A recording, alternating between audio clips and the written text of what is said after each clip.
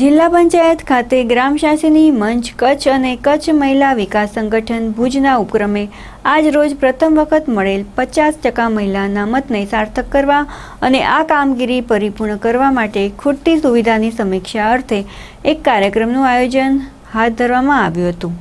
આ કાર્યક્રમના જિલ્લા પંચાયતના અધ્યક્ષ શ્રી કૌશલ્યા માધાપરિયા, આયોગ્ય સમિતિના અધ્યક્ષ રચીલાબેન રાજબરી, ભુજ તાલુકા પંચાયતના અધ્યક્ષ કંકુબેન ચાવડા તથા કચ્છ મહિલા વિકાસ સંગઠનના મહિલા પદાધિકારીઓ અને મોટી સંખ્યામાં તાલુકાની બહેનો આ કાર્યક્રમમાં ઉપસ્થિત રહી હતી।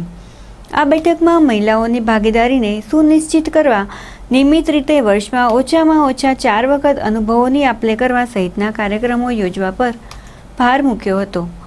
આ બેઠકમાં મહિલા સભાને જિલ્લા પંચાયતના પરિષદથી કાયમી કરવામાં આવે, ગ્રામ પંચાયતની ચૂંટણી બહેનોનું સુશાસન અને પારદર્શક વહીવટ કરી શકે તે માટે નિયમિત તાલીમો દ્વારા તેમનું ક્ષમતાવર્ધન કરવું, ચૂંટાયેલી મહિલાઓ પંચાયતનો વહીવટ સ્વતંત્ર રીતે કરી શકે તે માટે માનદ વેતન મળવું જોઈએ સહિતના મુદ્દાઓ ચર્ચાયા હતા।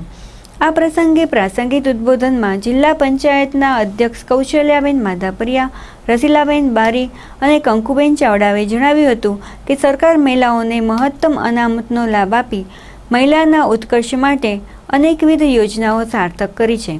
આવતા દિવસોમાં મહિલાઓને વધુ પ્રોત્સાહન કરતી યોજનાઓ સરકારી અમલી બનાવશે તેવો વિશ્વાસ વ્યક્ત કર્યો હતો। છેલ્લા 10 વર્ષથી ગ્રામ શાસિની મંચને ઊભું કરવામાં પણ મહેનત કરી છે અને અત્યારે હું એની મંત્રી છું।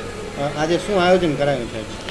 આજે જે માનનીય શ્રી આનંદીબેન પટેલ મુખ્યમંત્રી આવ્યા એના પછી પહેલાં 33% અનામત તો હતી જ, પણ અત્યારે જે સ્થાનિક સ્વરાજ્યની સંસ્થાઓમાં 50% મહિલા અનામત આવી તે મુદ્દે આ 6 તાલુકા જેમાં ભુજ, માંડવી, અબડાસા, લખપત, નખત્રાણા અને મુન્દ્રાની બહેનોને 50% અનામતના મુદ્દે એને સક્રિય કરવી, એને ચૂંટણી માટેની સમજણ આપવી અને આવતા જે પંચાયતની ચૂંટણીઓ આવી રહી છે તેમાં વધુ ને વધુ સક્રિય બહેનો કઈ રીતે આવે તેવા પ્રયાસો કરવા, જેના માટે એને માહિતી પૂરી પાડવા માટે ને એમને એક પ્લેગ્રાઉન્ડ એને પૂરું પડે, બળ મળે તેના માટે અમે તાલુકા જિલ્લાના પ્રમુખોને બોલાવ્યા છે।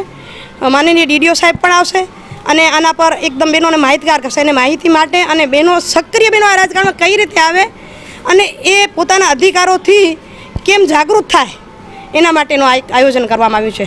કેટલા સભ્યો ભાગ લઈ રહ્યા છે? અત્યારે એકદમ ચોક્કસ આંકડો તો નહીં કહી શકું, પણ 250 થી વધુ બહેનો હશે। યોજવા પાછળનો મૂળ હેતુ શું છે? અનામત સિવાય કયા પ્રશ્નો ચર્ચા હશે? મહિલા અનામત સિવાયના અત્યારે મુખ્ય હેતુ એ જ છે કે 4 મહિના પછી પંચાયતોમાં ચૂંટણી આવી રહી છે અને 50% અનામત આવી રહી છે, તો બહેનો એમાં કઈ રીતે જાગૃત થાય, વધુ ને વધુ બહેનોમાં ભાગ લે જાગૃતિપૂર્વક, કારણ કે 50% અનામતમાં જો બહેનો પોતાની સ્વેચ્છાએ નહીં જોડાય તો એ અનામત માત્ર કાગળ પર રહી જશે અને અમે એવું નથી ઈચ્છતા કે કાગળ પર રહે, બહેનો પોતાના અધિકારો પોતે જ ભોગવે અને બહેનો વધુ ને વધુ મહિલાઓ કેમ શાસનમાં પોતાની ઈચ્છાથી આવે, એની અંદરથી જાગૃતિ કેમ પેદા થાય, મૂળ હેતુ એ જ છે। ખાસ કરીને કેટલાક સરપંચોની બાબતમાં એવું છે કે મહિલા સરપંચો પર સંચાલન બીજા કોઈ કરતા હોય છે, એ બાબતે શું કહેશો તમે? એમાં પણ મારું એ જ કહેવાનું છે કે આ મૂળ વસ્તુ જ એ છે કે જ્યાં બહેનો પહેલાં આવી છે, જે ભાઈઓ કરે છે ત્યાં બહેનો પોતાની ઈચ્છાથી નથી આવી, ક્યાંક ગામ લોકોએ ભાઈના નામે બહેનને ચૂંટી છે। અગર ભાઈઓએ એમ કર્યું છે કે મારા ઘરવાળાનું નામ લખો, વહીવટ તો હું જ ચલાવીશ, અને આ પુરુષ પ્રધાન સમાજ એનાથી ટેવાયેલો છે, એ એમ જ કર્યું છે કે બહેનનું નામ તો માત્ર કાગળ પર જ હોય।